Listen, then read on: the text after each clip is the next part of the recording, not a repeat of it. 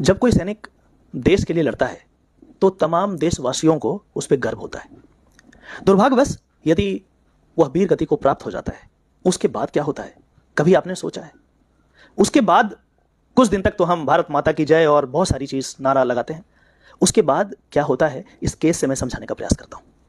इस केस में एक सैनिक वीर गति को प्राप्त हो जाता है। उसके बाद उसकी वाइफ आर्म फोर्सेस से ये गुहार लगाती है कि हमें लिबरलाइज्ड फैमिली पेंशन, इसका शॉर्ट फॉर्म है LFP, ये दे दिया जाए। एक प्रकार का पेंशन है जो वाइफ को दिया जाता है। अब इस बात को आर्म फोर्सेस रिफ्यूज कर देता है कि नहीं देंगे। अब मैं इंट्रिकेसीज में नहीं जा रहा क्योंकि ये बहुत सारे लीगल पॉइंट्स और फैक्चुअल चीजें बढ़ जाएगी। यदि आपको ज्यादा जानकारी चाहिए तो पढ़ लीजिएगा जजमेंट को। तो मना कर देता है।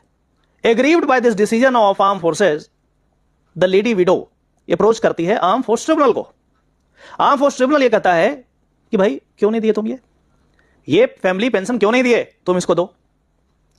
उसके ऑर्डर को यूनियन ऑफ इंडिया, केंद्र सरकार, सुप्रीम कोर्ट ले जाती है, अपील कर देती है कि आर्म फोर्स ट्रिब्यूनल ने जो ये बात कही है कि इस विधवा को पैसे दिए जाएं, फैमिली पेंशन दिए जाएं, ये गलत है।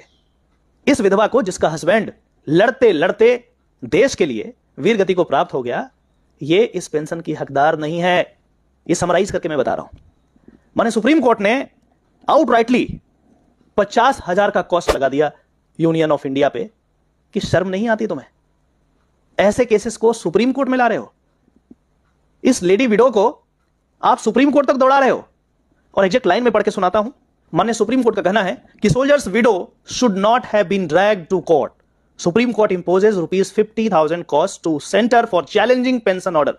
और जो एक पैराग्राफ है जो इंपॉर्टेंट है, इसमें कहा गया है ऑनरेबल सुप्रीम कोर्ट के द्वारा कि in our view, in a case like this, the respondent ought not to have been dragged to this court.